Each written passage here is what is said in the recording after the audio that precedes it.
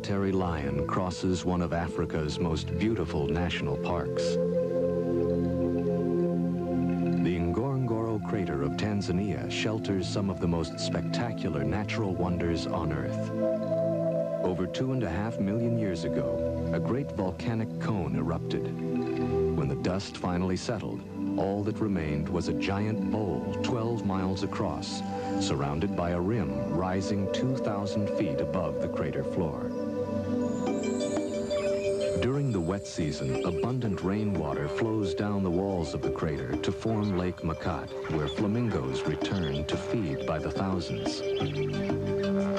The water absorbed in the crater during the wet season provides an ample supply of grass, which for most of the year supports a population of up to 25,000 large animals, including herds of wildebeest, water buffalo, elephant, rhinoceros, hippopotamus, and eland.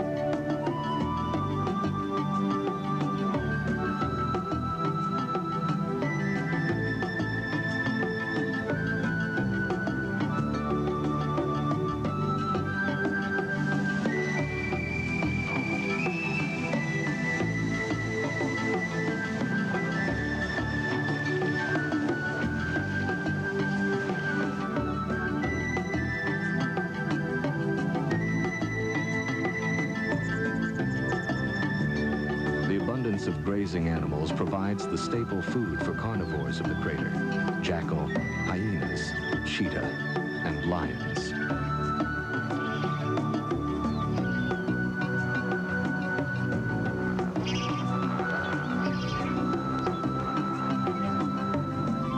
But of all the animals that are found here, it is the lion that dominates. About 80 lions live in family groups, or prides, of 8 or more, spread evenly across the crater. From records kept over the past 20 to 30 years, it is known that the number of lions in the crater has remained about the same. The gestation period of the female lion is about 110 days. There is no special birth season, and cubs can be born throughout the year. Like most cats, lions usually sleep or rest during the day for up to 21 hours. They will even rest between periods of feasting on a kill. Some will climb into trees to sleep, draped over the branches, to avoid insects that swarm over them on the ground. Others, gorged with meat from a kill, will roll from side to side, seeking a comfortable position for the large meal bulging in their stomachs.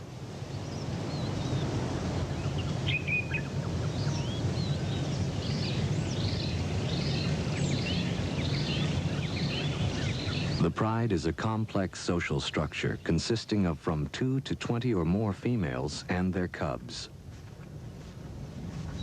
The females are related to each other and usually remain together throughout their lives, as they do most of the hunting.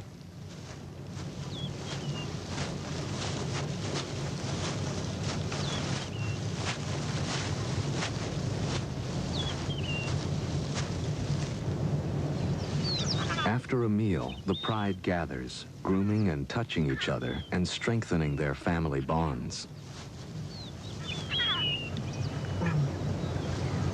During rest periods, the cubs stay close to their mothers or other females. Here in the Ngorongoro crater, water is plentiful most of the year. The lions usually drink once a day, in the early morning or after a kill. Male lions are not permanent members of the pride, which may have from 1 to 4 adult males. These may stay in the pride for as long as 6 years, but more often lead a nomadic life, traveling alone or in small groups throughout the crater.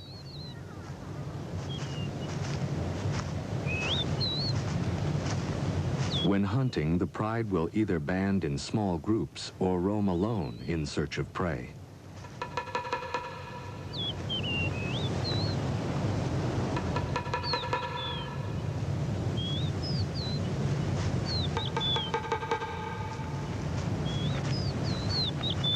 At times, a female with newborn cubs will seek solitary shelter away from the males.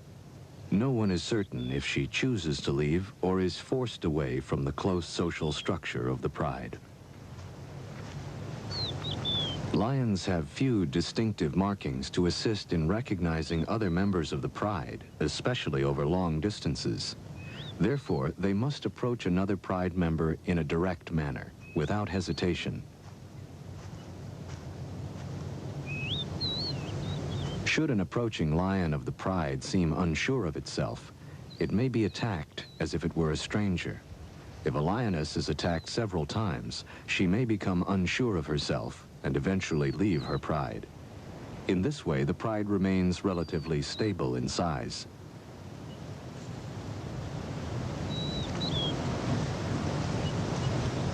Like most young cats, lion cubs spend a great deal of time playing. Their games of attack prepare them for the lifelong search for food. These two, a male and a female, are about a year old. The females are less temperamental than the males and show little reaction to mistaken identity.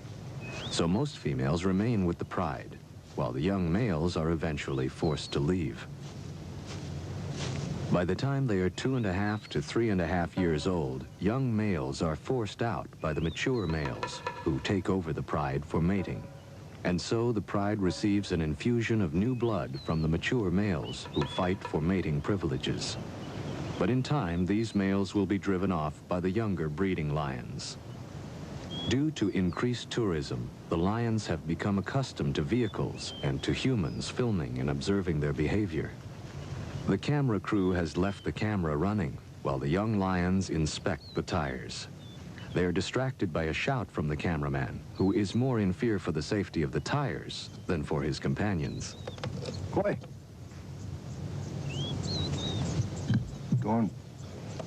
Don't.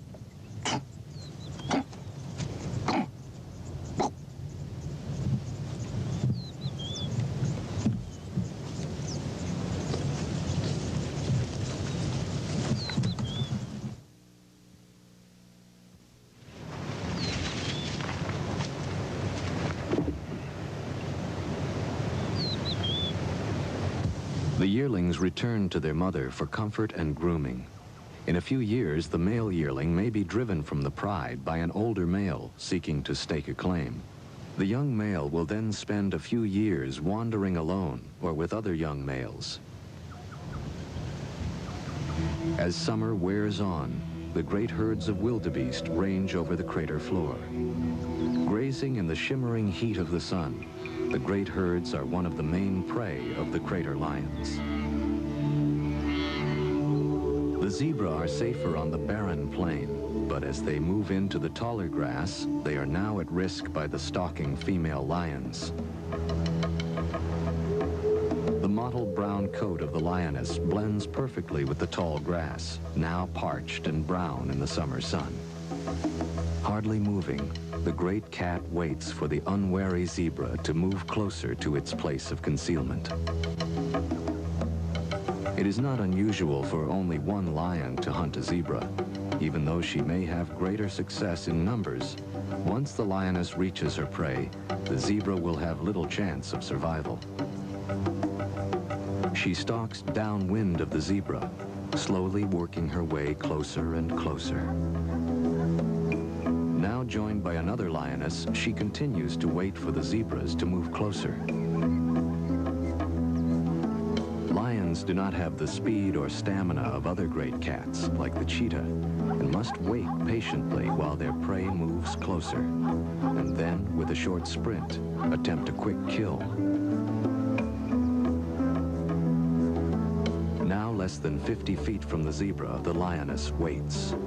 She is barely visible to the unsuspecting herd. She begins to close in, hunched low in the tall grass.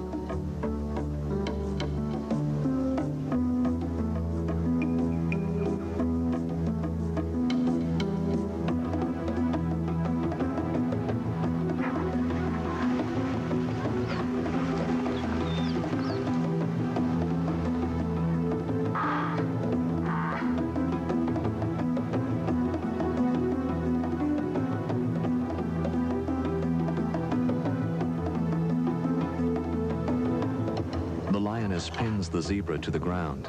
The rest of the pride begins to devour the still living zebra.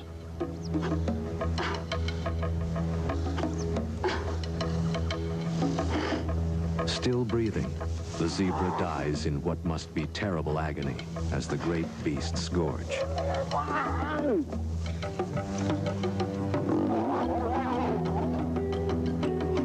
Their stomachs filled, the lions clean each other by licking the still fresh blood from each other's muzzles and coats.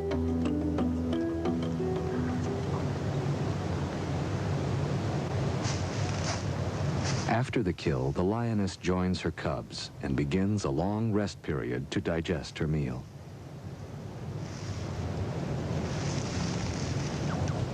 Some miles away, a second pride is preparing to hunt. Lions, like most carnivorous animals, live within a well-defended territory. This territory must contain a source of water and plentiful food, and can encompass from 10 to 100 square miles.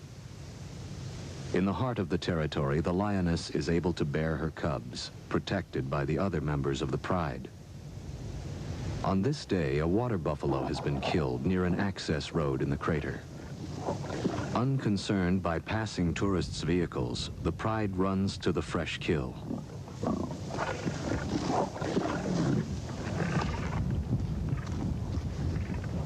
The pride's territory is carefully guarded by the dominant males.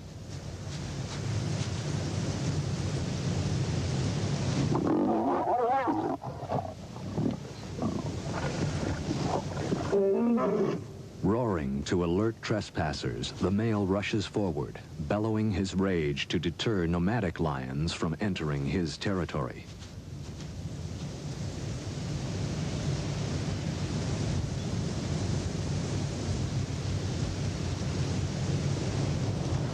Now safe from outsiders, the pride is on the move, possibly searching for more game or a protected water source.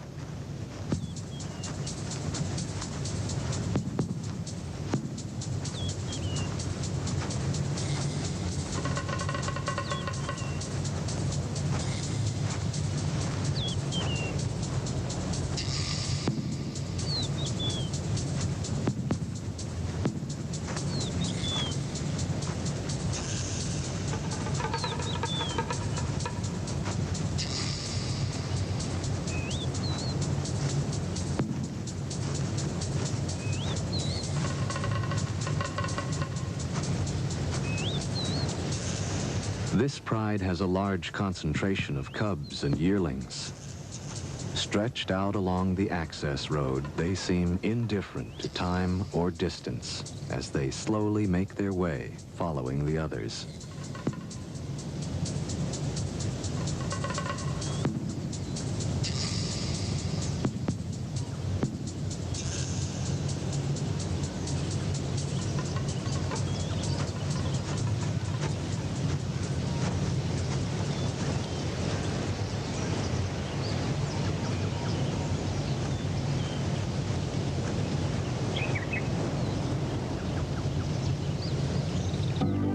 A new dawn. The pride stretches out in the high grass and rests throughout most of the day. It is difficult to determine why they have decided to move from one part of their territory to another. Even at rest, the females keep close watch over the young cubs.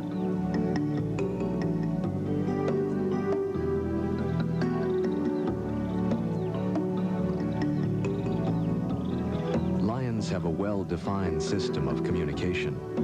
Using body contact, facial movement, and sounds, a lion expresses itself clearly to other members of the pride and to strangers who may try to enter its territory.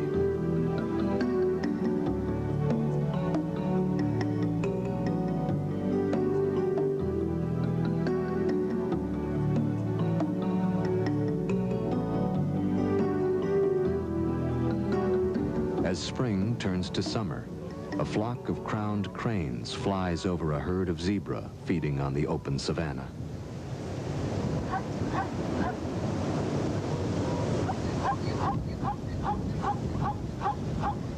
In the marsh, Chicks of the blacksmith plover search for small bugs and then seek shelter in the feathers of their parent.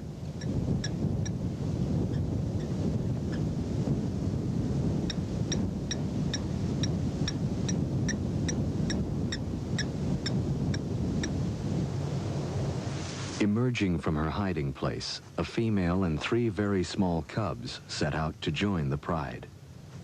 For the young cubs, it is a long trip across the open plain. Camouflaged by the long grass, the female usually remains in hiding until her cubs are old enough to walk. Lion cubs are almost helpless when born. Weighing from 2 to 5 pounds at birth, they can barely crawl and do not open their eyes before 1 or 2 weeks. Newborn cubs have a slightly spotted coat, which helps to hide them in the thick grass. This color changes after 3 to 5 months. Sensing that the smallest and weakest cub is falling behind, the lioness gently carries it by the neck across a dry mud bank, while the other 2 cubs scurry to keep up.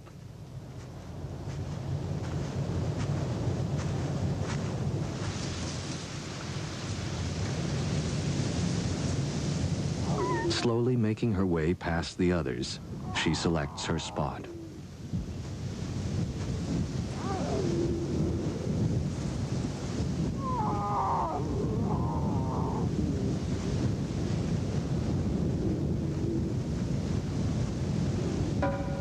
Here she rests while the cubs nurse.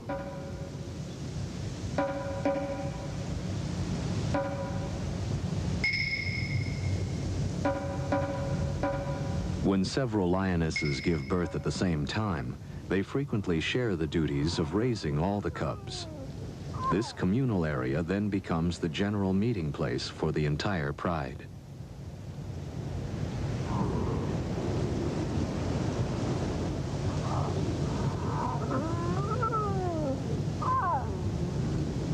Communal gatherings allow all members of the pride to become acquainted with the cubs.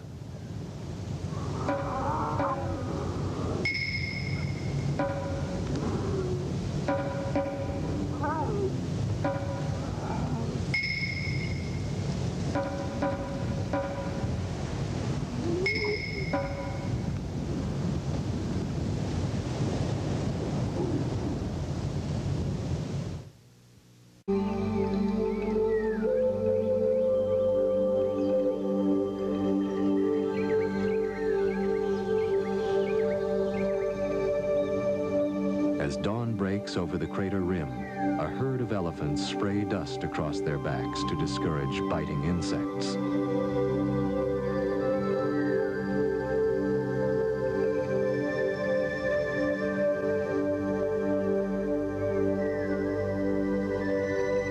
Along the edge of Lake Makat, a flock of migrating birds pause to feed.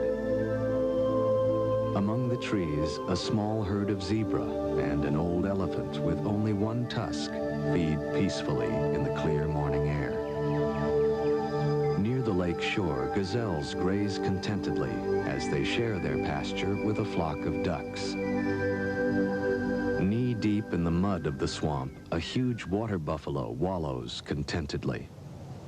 The buffalo is the lion's largest and most formidable prey, and is capable of putting a marauding lion to flight. Lions are usually wary of an adult buffalo, which can severely injure or kill an adult lion with its sharp horns.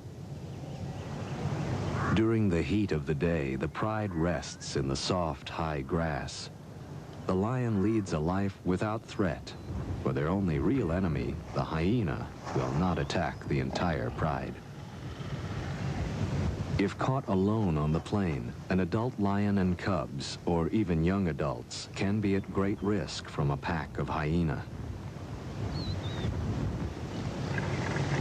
In the afternoon, the yearlings spar with one another, or their mother, who usually gives them a quick swat for their trouble.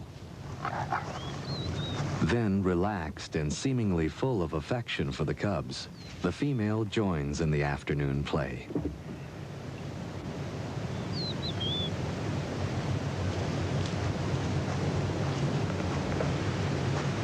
A young male and female of the pride also share in mock combat, which helps them sharpen their skills for real attacks as hunting adults.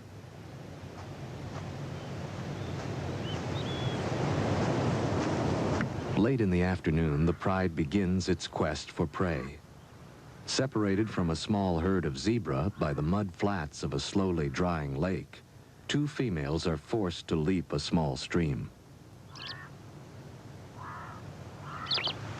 Now the yearling male must also cross. He seems in a quandary whether he should jump as the adult females have done or swim.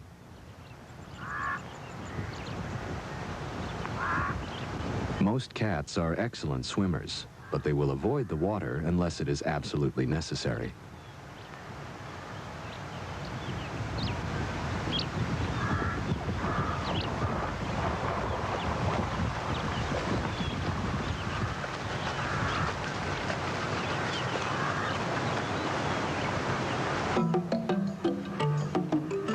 Moving slowly, the pride spreads out across the plain, making its way to a herd of zebra over a mile away.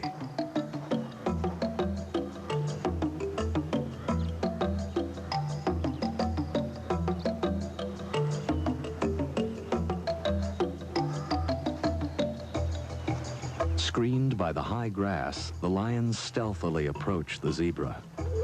With the wind blowing from the zebra toward the lions, the zebra are unaware of the approaching danger. Lions are known to approach their prey from either upwind or downwind.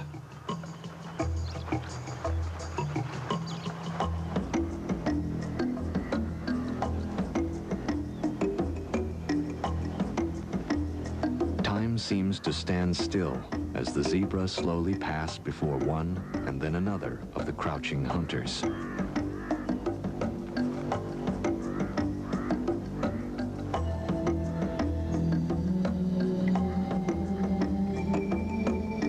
The zebra are crossing this area to graze near a large herd of wildebeest.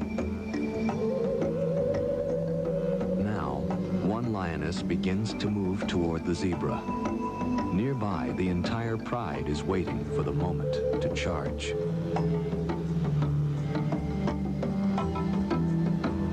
Both wildebeest and zebra now seem to sense the presence of danger and barely move, uncertain from which direction an attack may come. Then, as if spectators at a sporting match, the herd watches as the lion attacks.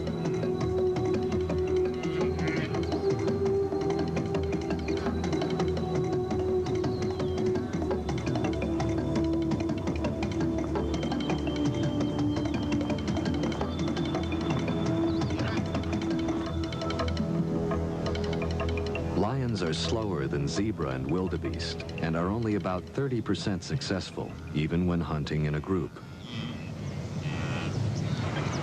After resting, the pride prepares for another attempt. The dominant female heads off in the direction of a large herd of buffalo. Extremely dangerous, the African water buffalo can weigh as much as a ton. The males gather around the periphery of the herd, and the females and calves stay closer to the center. Seldom do one or two lions attempt an attack on a small herd of buffalo, or even on a single member that is feeding alone. But on occasion, whether they are truly hungry or just young lions practicing their hunting skills, such an encounter happens. It is seldom rewarding for the lions. Suspicious, short-tempered, and cunning, the buffalo is a formidable adversary and are extremely aggressive when confronted by a lion.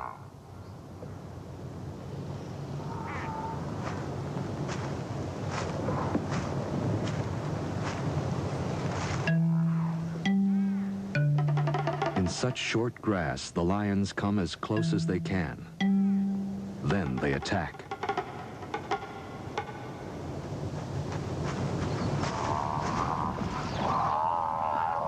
The buffalo are quickly outrun by the lions.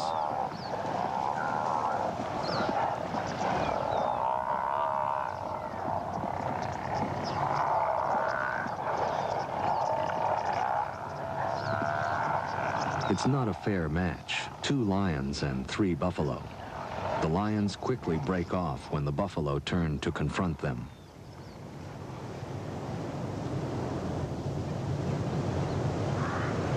Closer to the lake, a larger herd is peacefully grazing.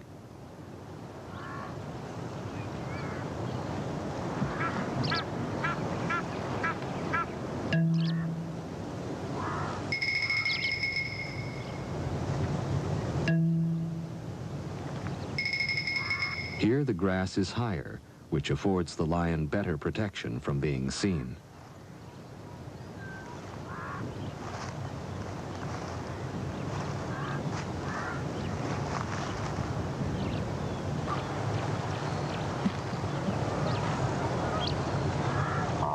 Working as a team, the pride takes up position along the edge of the buffalo herd and move in. Surprised, the herd bolts, then just as quickly, whirl around to face their attackers and counterattack. The buffalo chase after the lions, who are now fleeing for their lives.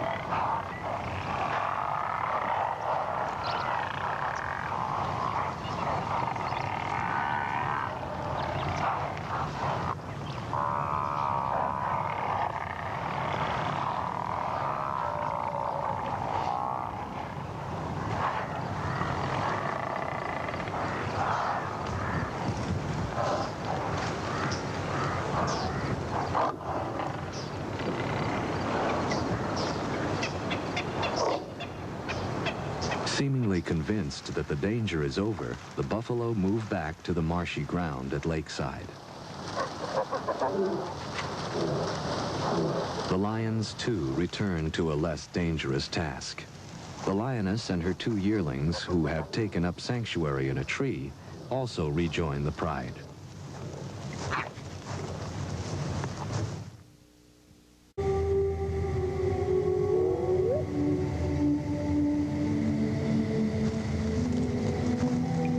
Late at night, the pride, hungry and on the prowl, move, cubs and all, to a better location for hunting within their territory. The dry season is well advanced, and the lake has lost nearly all of its water.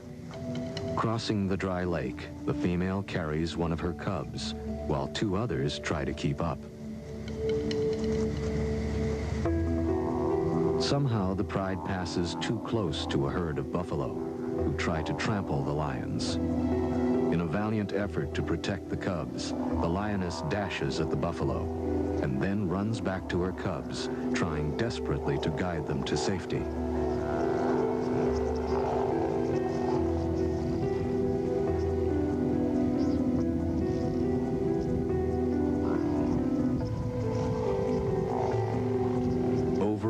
She rushes at the great beasts, but the buffalo will not scatter and continue to charge the lioness and other members of the pride.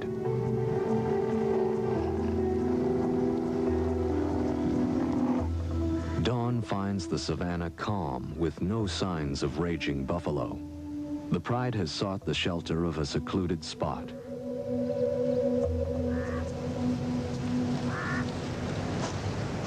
The only animal now in view is the lioness as she searches for her cubs. Time after time she calls, but the cubs have disappeared, trampled by the buffalo herd.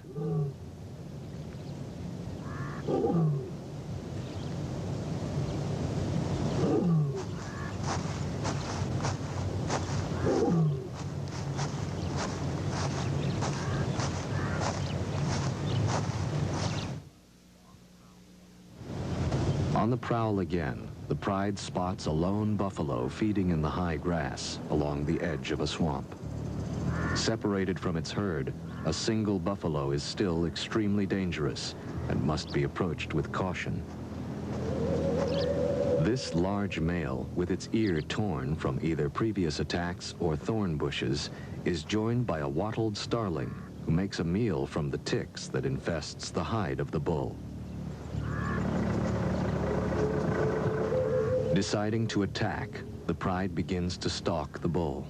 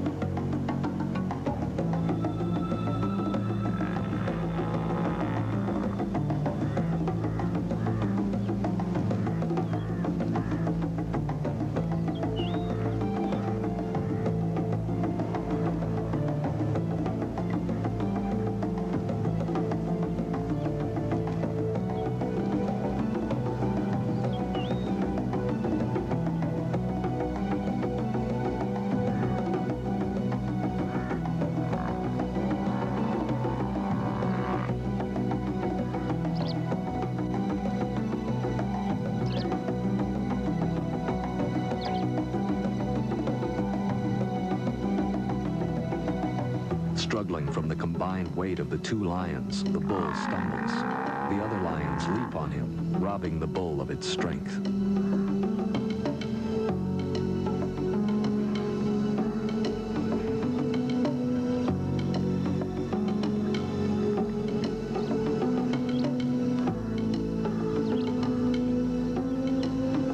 A yearling bravely joins the fight and attacks the bull's head.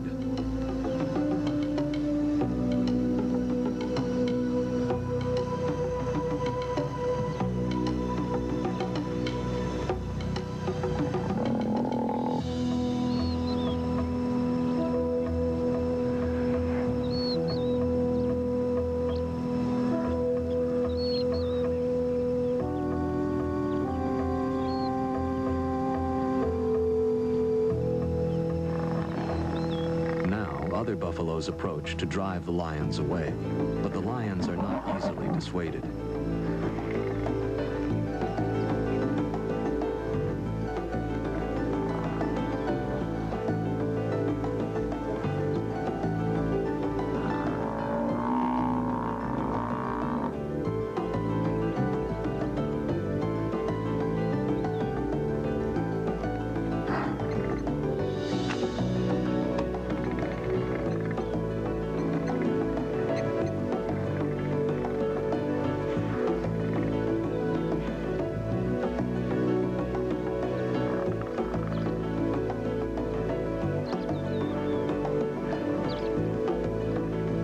Having drawn blood, the lions continue to pursue the injured bull. Its weakened condition gives them a chance of making a kill.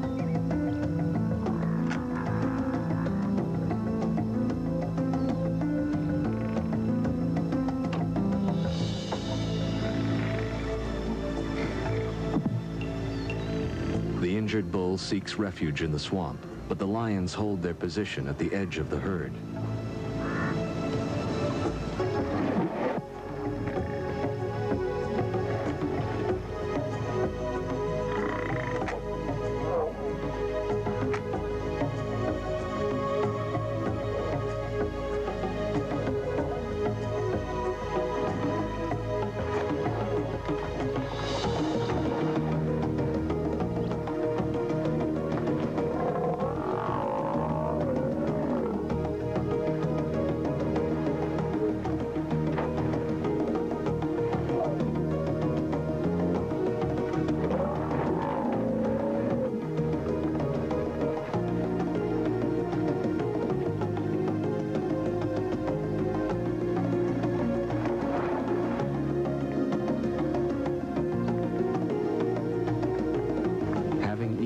fill, the lions leave the dead buffalo and head toward shore for a long rest.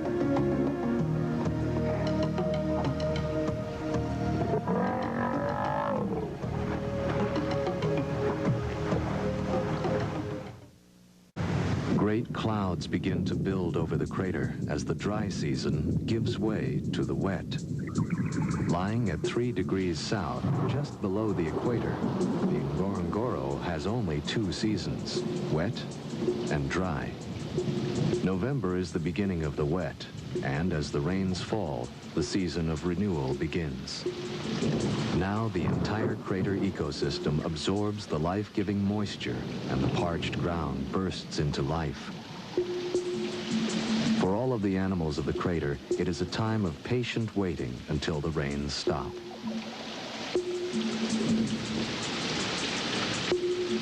Wildebeest, Grant's gazelle, lion, all soak in the cool rain. Within a week, the crater will turn green, and a carpet of yellow flowers will cover the savanna. With the gray dust of the dry season finally settled by the rain, the crater puts forth the sweet, earthy smell of a new spring. The sun bursts forth to disclose the broad green carpet of the crater floor. Now the lake will fill, frogs emerge from the mud, and millions of insects issue forth as a banquet for the thousands of birds that quickly return to this extraordinary valley. African spoonbill preen each other's feathers as a black-winged stilt probes the shallows for tiny aquatic organisms. Each day, rain falls on the crater and the grass. The primary energy source for all animals grows more lush. Tissue paper flowers poke up through the thickening grass, and the herds of wildebeest and zebra graze across the crater floor. A few hours old, the young wildebeest are on their feet and able to run with the herd. Theirs is a cruel world, where speed and agility is the only defense against the lion, hyena, and cheetah. With their umbilical cords still hanging from their stomachs, the young wildebeest cavort, while another newborn, less than an hour old, stays close to its mother's side. Close by, a female and calf share a small stream with a flock of sacred ibis. The female is ever cautious of marauding carnivores. Near the service road that crosses the crater, a female lion with 3 cubs has emerged from hiding and is slowly moving to rejoin the pride. Young cubs like these have bluish-gray eyes for the first few weeks after birth. Then their eyes turn an amber color.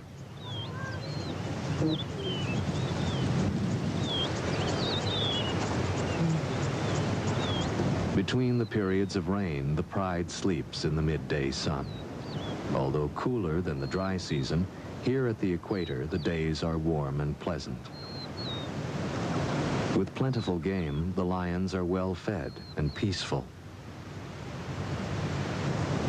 Hidden from view of the pride, a young male has been in hiding for over a week, nursing injuries received during a hunt.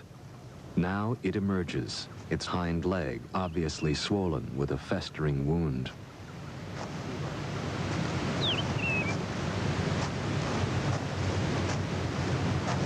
Slowly, it approaches its mother, the lion which has just had the 3 cubs. Although she recognizes him, she is fearful and backs away, not quite sure what is wrong. Lions are very cautious of unusual behavior among the members of the pride, and usually will drive a sick or wounded member away. Another lioness rebuffs the injured male with a cuff of its paw, and then snaps with bared fangs. Then the entire pride moves its location, leaving the young male to fend for itself.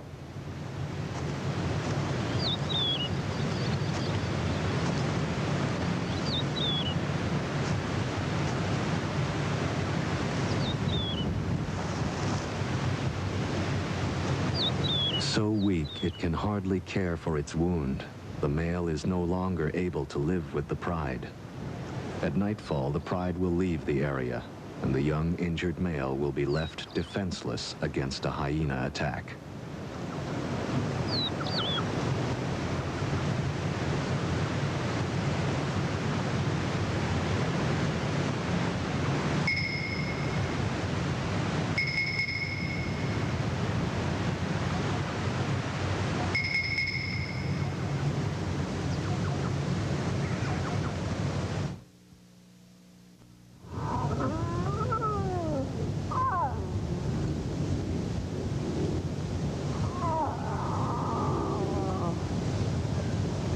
For millions of years, the cycle of life has played out in the Ngorongoro crater. From its western rim, the land stretches out toward the Olduvai Gorge, where Lewis and Mary Leakey found the remains of some of man's oldest ancestors.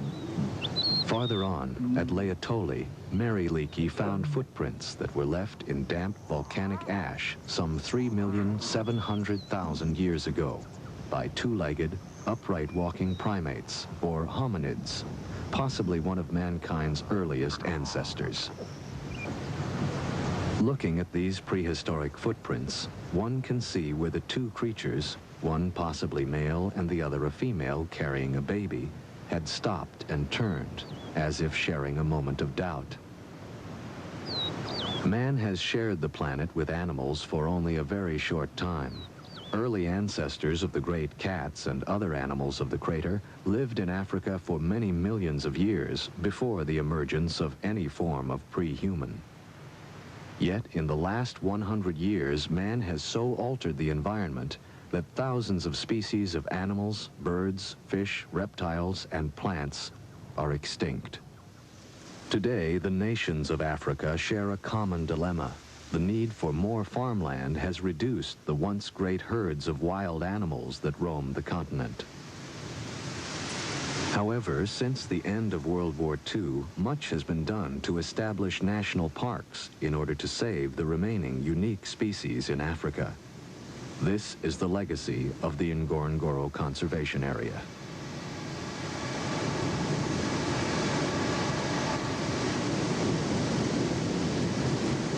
Controlled in part by the crater's 2,000-foot-high rim, most animals are still free to migrate in and out of the crater. A young female slowly climbs up the rim to seek another pride outside on the Serengeti plain. No one will know why she was forced to leave. But the life of the crater lions will pass on from one century to another, as long as modern man is aware of their fragile existence and is willing to exercise care. The infinite beauty and variety of the natural world is mankind's greatest treasure. All must exercise great care to preserve the environment and all of nature's creatures.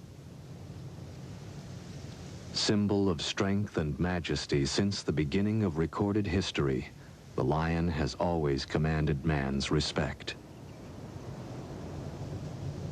For centuries, it was considered an act of courage to kill a lion, and only recently have certain tribes given up the practice of a young man killing a lion as his rite of passage into manhood. Still free to roam the Ngorongoro crater, the lions are protected by the government.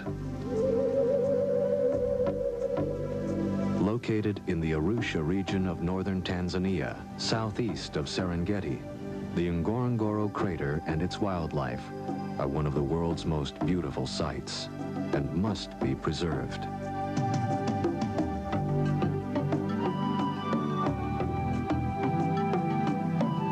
Coming up next on the Discovery Channel, cunning and deadly rattlesnakes search for